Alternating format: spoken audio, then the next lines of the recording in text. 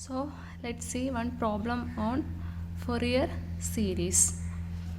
In the last lecture we discussed about the Fourier series equation, that is there is two types of Fourier series representation is there, exponential and trigonometric Fourier series. In case of exponential Fourier series we will represent x of t as sigma k equal to minus infinity to infinity x of k e raised to j k omega 0 t, where x of k, that is Fourier coefficient, is equal to 1 by t over the time period t x of t e raised to minus j k omega 0 t dt.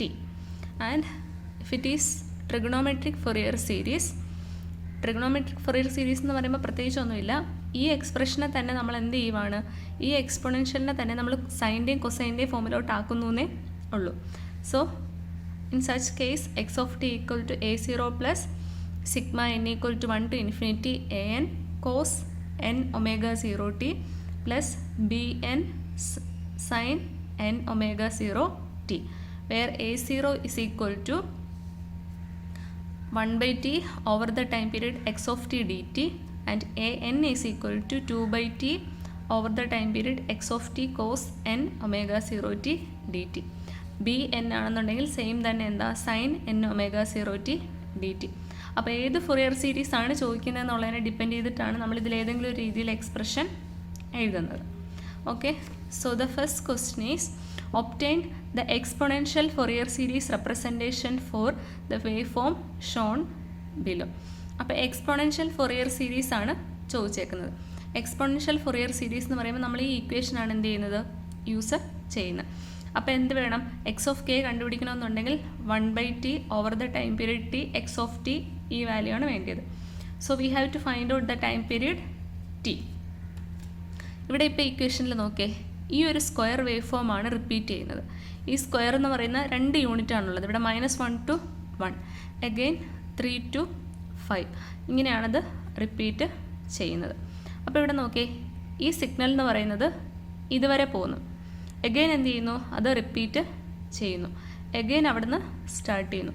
അപ്പോൾ ഇതിൻ്റെ time period, അതായത് ഒരു signal exist ചെയ്യുന്ന എവിടെയാണ്, ഇത്രയും ഡിസ്റ്റൻസിലാണ്, അതായത് -1 to 3, again 3 to 7, അങ്ങനെയാണിത് repeat ചെയ്ത് പോകുന്നത്. അതായത് ടൈം പീരീഡ് എന്ന് പറയുന്നത് എത്രയായിരിക്കും, 4 ആയിരിക്കും. ഇവിടെ നിങ്ങൾ നോക്കിയാൽ മതി, ഈ സിഗ്നൽ ഇവിടെ നിന്ന് സ്റ്റാർട്ട് ചെയ്തു, നെക്സ്റ്റ് ഇതുപോലൊരു സ്റ്റാർട്ടിംഗ് പോയിന്റ് എവിടെയുള്ളത്, ഇവിടെയാണ്. അപ്പോൾ ഇതിന് തമ്മിലുള്ള distance 3 - -1 = 4. So time period is equal to 4. ഇനി നമുക്ക് ഇക്വേഷനിൽ എന്തും കൂടെ പറയുന്നുണ്ട്, e raised to minus jk omega 0 t, omega 0 വേണം അല്ലേ, ടൈം പീരീഡ് അറിയാം, omega 0 is equal to 2π by t which is equal to π by 2. Okay, അപ്പോൾ ഒമേഗ 0യും കിട്ടി. അപ്പോൾ ഇവിടെ സിഗ്നലിനെ ജസ്റ്റ് ഈ ഒരു രീതിയിൽ ഡിഫൈൻ ചെയ്ത് വെക്കുന്നതെന്നേ ഉള്ളൂ. X of t equal to 1 from -1 to 1. -1 to 1 അതിൻ്റെ വാല്യൂ 1 ആണ്, 1 to 3 അതിൻ്റെ വാല്യൂ 0 ആണ്. ഒരു ടൈം പീരീഡിലേക്ക് ഞാൻ ആ സിഗ്നലിനെ ഇങ്ങനെ എഴുതിയെന്നേ ഉള്ളൂ. ഇങ്ങനെ എഴുതണമെന്ന് നിർബന്ധമില്ല, ഇത് ഈ സിഗ്നലിൽ നോക്കിയിട്ട് നമുക്ക് വേണമെങ്കിൽ എഴുതാം.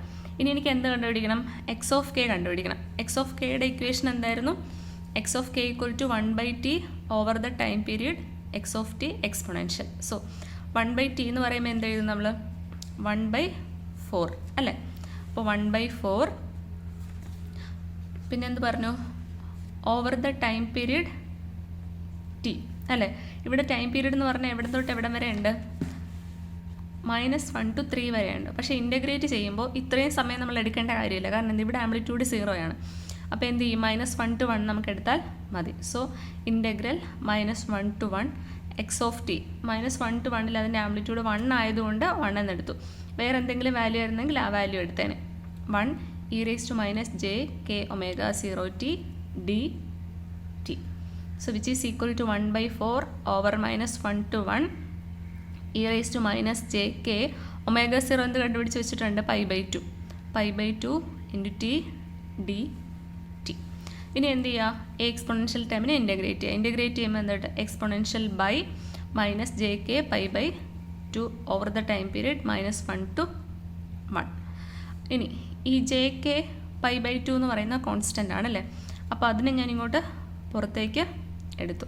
ഇനി ഇതും ഇതും കൂടെ ക്യാൻസൽ ചെയ്തിട്ടാണ് എനിക്കിവിടെ എന്ത് കിട്ടുക, ഈ -2 കിട്ടുക. അതായത് 1/4 ഡിവൈഡഡ് ബൈ 1/2 എന്നാണ് വരിക.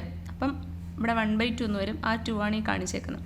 സോ -2 jk പൈ ഇൻറ്റു, ഇനി ഇതിലാണ് നമ്മൾ സബ്സ്റ്റിറ്റ്യൂഷൻ കൊടുക്കുന്നത്. 1 കൊടുക്കുമ്പോൾ എന്ത് വരും, e⁻−jk π/2 മൈനസ് -1 കൊടുക്കുമ്പോൾ എന്ത് വരും, e⁻jk π/2.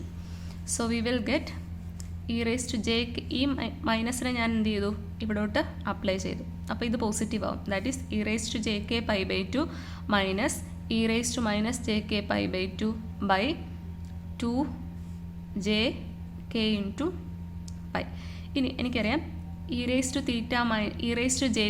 Minus e⁻−jθ by 2j is equal to sine theta.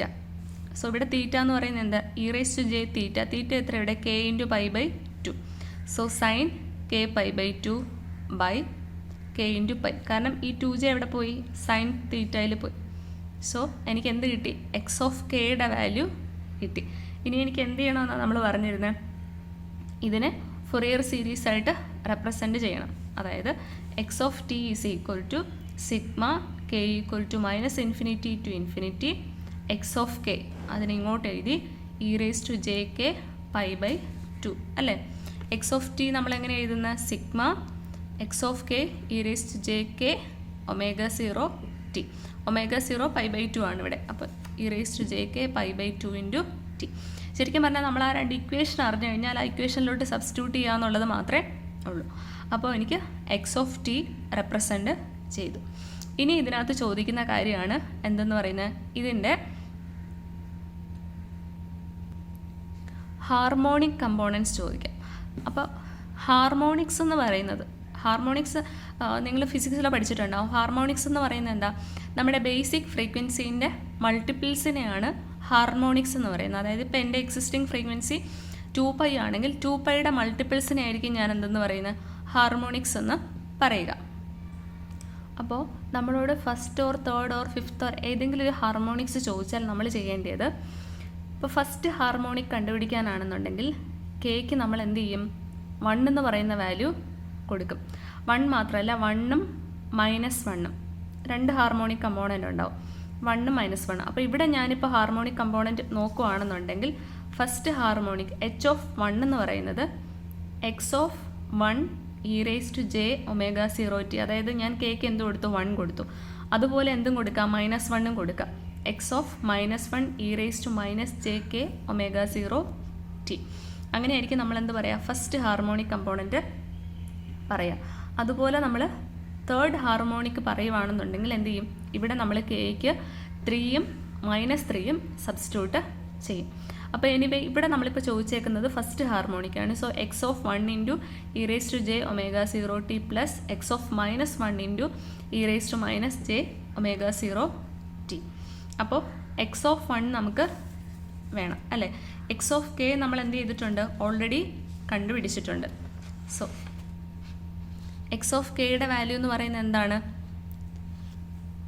Sign K π/2 by K pi. അപ്പോൾ സൈൻ 1 എന്ന് പറയുന്നത് എന്തായിരിക്കും, സോറി കെ ഈക്വൽ ടു 1 കൊടുക്കുമ്പോൾ എന്ത് വരും, സൈൻ π/2 ബൈ പൈ. സൈൻ π/2 എന്ന് പറയുന്നത് എത്രയാണ്, 1. അപ്പോൾ 1/π എന്ന് വരും അല്ലേ. ഇനി കെക്ക് -1 കൊടുക്കുമ്പോഴോ സൈൻ -π/2. സൈൻ -π/2 എന്ന് പറയുന്നത് എത്രയാണ്, -1 ബൈ -π. അപ്പോൾ എന്ത് വരും, 1/π എന്ന് വരും. സോ നമുക്ക് എന്ത് കിട്ടും, 1/π e⁻j⁻2 into T plus 1/π e⁻−j⁻2. നിങ്ങളിത് എഴുതി നോക്കുക, അന്നേരം മനസ്സിലാവും. ഓക്കെ, ദെൻ അതുപോലെ തേർഡ് ഹാർമോണിക്സ് നമ്മളിവിടെ എന്ത് ചെയ്തിട്ടുണ്ട്. അപ്പോൾ ഇനി ഇവിടെ എന്ത് ചെയ്തിട്ടുണ്ട്, e⁻jθ പ്ലസ് e⁻−jθ/2 വേണമായിരുന്നു. അപ്പോൾ ഇവിടെ ഇല്ല. അപ്പോൾ നമ്മൾ എന്ത് ചെയ്തു, ഇവിടെ ഒരു /2ഉം കൊടുത്തു, ഒരു × 2ഉം കൊടുത്തു. സോ 2/π cos π/2 t എന്ന് കിട്ടി. അതുപോലെ നമ്മൾ എന്തും കണ്ടുപിടിച്ചിട്ടുണ്ട്, തേർഡ് ഹാർമോണിക്കും കണ്ടുപിടിച്ചിട്ടുണ്ട്. തേർഡ് ഹാർമോണിക്സ് എങ്ങനെ കണ്ടുപിടിച്ചു അന്നേരം x of 3 e raise to j3 omega 0t plus X of -3 e raise to -j3 omega 0t. അപ്പോൾ നമ്മൾ എന്ത് ചെയ്തു, നേരത്തെ പറഞ്ഞ കണക്ക് സൈൻ 3π/2 അതിൻ്റെ വാല്യൂ സബ്സ്റ്റിറ്റ്യൂട്ട് ചെയ്ത് വരുമ്പോഴത്തേക്ക് നമുക്ക് എന്ത് കിട്ടും, ഇങ്ങനൊരു വാല്യൂ കിട്ടും.